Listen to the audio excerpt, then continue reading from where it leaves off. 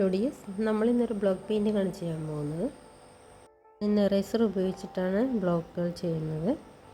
നമ്മളിതുപോലെ ഒരു ചെറിയ എറേസറിൽ നമുക്ക് ആവശ്യമുള്ള ഒരു ഷേപ്പ് വരച്ചെടുക്കാം. ഞാനിവിടെ ഒരു പെറ്റലിൻ്റെ ഷേപ്പാണ് വരയ്ക്കുന്നത്.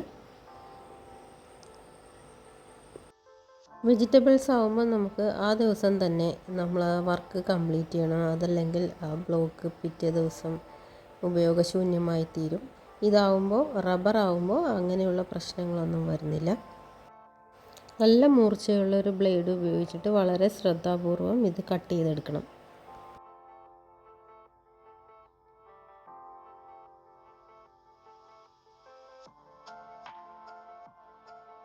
ഇത് ഓൾറെഡി ഞാൻ കട്ട് ചെയ്ത് വെച്ചിട്ടുള്ള 2 ബ്ലോക്കുകളാണ്.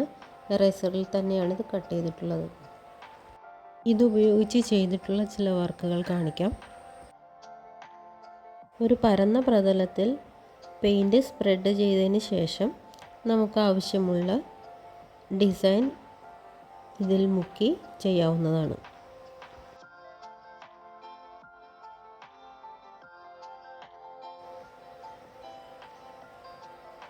രണ്ട് കോട്ട് കൊടുക്കുന്നത് എപ്പോഴും നല്ലതായിരിക്കും.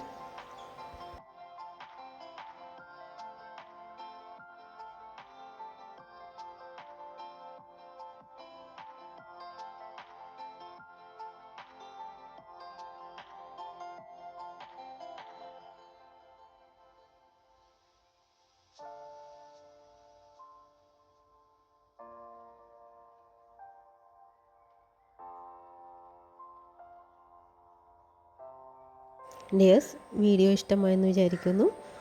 പുതിയൊരു വീഡിയോയുമായി വീണ്ടും വരുന്നവരേക്കും ബൈ ഫ്രം ശ്രീ ആർട്സ്.